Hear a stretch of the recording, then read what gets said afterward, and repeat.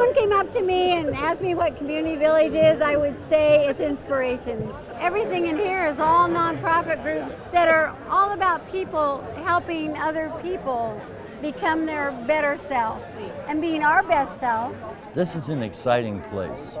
It is very inspiring. The creativity, the problem solving, the gentleness. To my mind, it's a seed that could go outward like, little circles on a pond when you drop in a stone.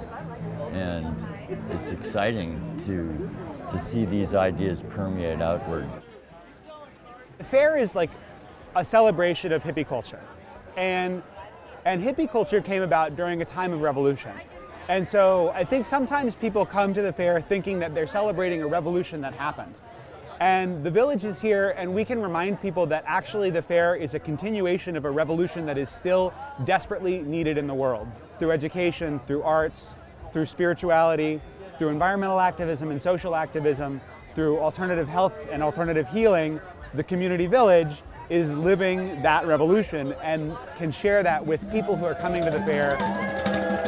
Welcome to 40 years of the village!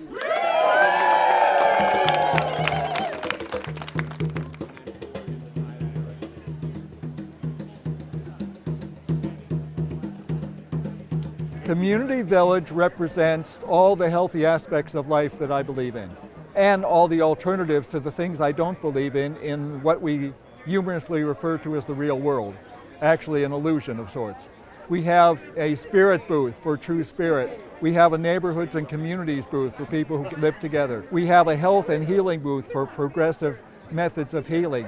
We have a peace and justice booth talking about alternatives to all the oppression and all the bad laws, and we present alternatives. So we're not just saying something is wrong. Community Village presents an alternative to what is wrong. I head the Rainbow Village, which is an LGBTQIA dedicated space here at the fair. It's the first one that's ever existed here. It's nice to have backing, a community of support. And we see right now what's happening like socially, that things aren't as safe as we feel like they are. And the fair is a lot about love and a lot about connection and having a presence and talking about the poignant issues and people not just assuming that you're straight or that you're cisgendered or whatever it is.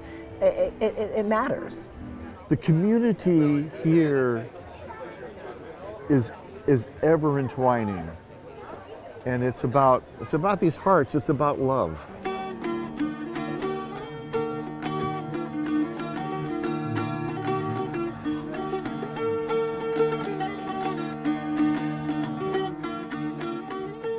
First off, we have here in the village everything from this meditation pyramid that it's just there's no sign there, it's just open and people kind of find their way there, to the political action booth up front, or going over to intentional communities and finding something about Brightonbush. When Occupy started up, we opened up a space for them to come through so they could share their message through the Peace and Justice booth. But I really like seeing people come to the booth right behind you with all the flowers. People walk through there and smell them and touch them, and then they get lost over here at the dead end. One thing, we don't sell things here. If you come in here, it's a commercial-free zone. We try to push ideas, each booth, representing mental health or the spirit or art, whatever it is, peace and justice. It's the ideas, and we're not selling anything. It's like a wonderful experience of people working together for a common cause. You shine when you come from here.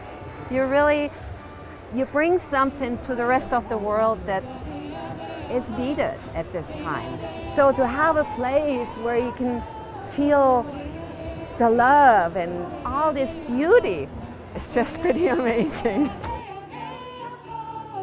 In 1976, a gentleman named Marshall Landman had this vision of a place for networking, of creating a place for activists from all these different areas, all these different fields to get together and network and share their visions together and grow together during the fair and in the fair. And that was where the village was born.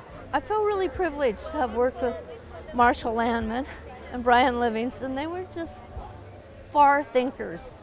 Brian and Marshall had organized a thing called the Cascadian Regional Library. And they kept encouraging lots of social change groups to really get together and network, and especially here in the village. So by 1978, that's when we first started to build all of these structures.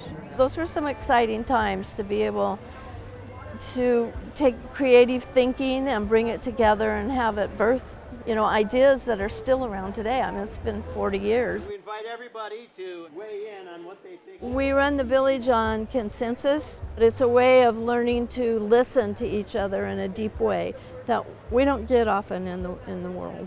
So I think that's one of the bases of Community Village, is the learning to listen. It means we move slowly, but collaboration takes time, takes patience. Marshall was a mentor for all of us for consensus building and consensus process. In our meetings, there might be 100 or 120 people, and we would use consensus process, which means you talk and talk until everybody's in agreement. And it's incredibly powerful. The whole process is incredibly powerful.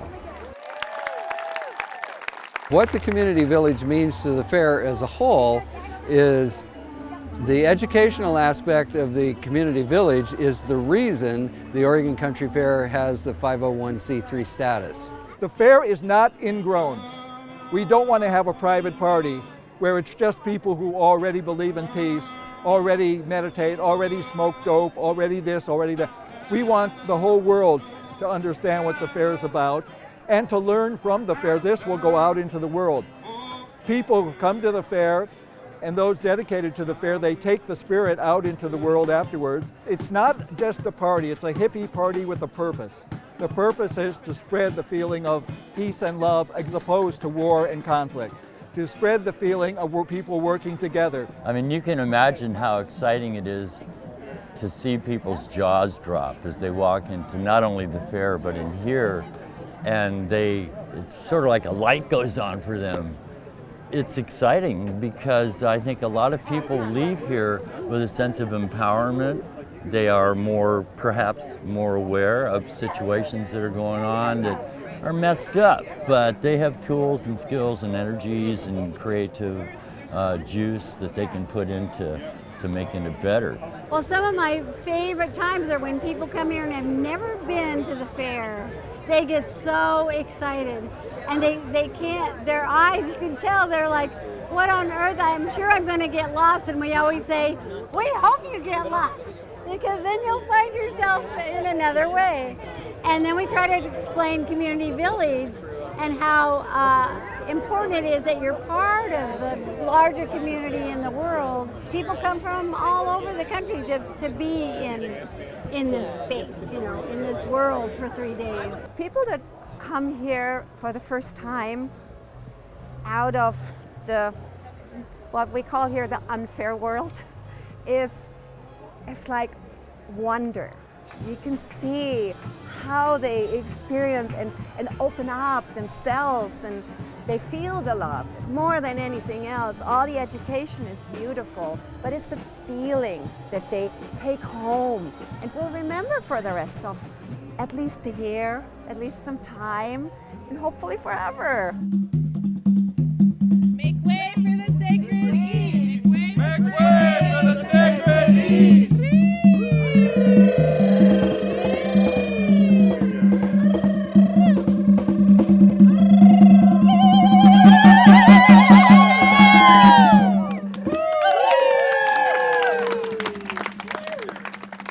One of the important glues that binds the village together is our spirit booth, which doesn't immediately strike people as being core. If we're talking about activism, the core thing people are thinking about is protest, or they're thinking about political activism. But the truth is that we need to also be coming from a place that's grounded and a place that's centered. And I think the thing that's made this coalition of activist groups work is that we have a spiritual center and a spiritual core. It doesn't mean that we all believe the same thing. There's people here from all faiths and all religions, but we have a group of people who draw us together to be together in in ceremony and in reverence for each other, for the land that we're on here, for the village, and for the world. There really is no place like home.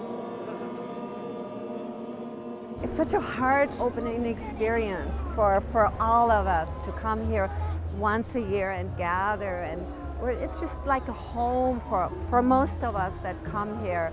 And the ceremony is part of bringing in another year. Just like the fair is part of this really deep part of what it means to be human, to celebrate, to come together and have a festival, to have spirituality, to have ritual, to have that part of yourself that you can't really define, expressed in a way that makes that part sing, is essential to what makes us human and essential to what makes us able to engage in activism and to engage in this process of making the world better.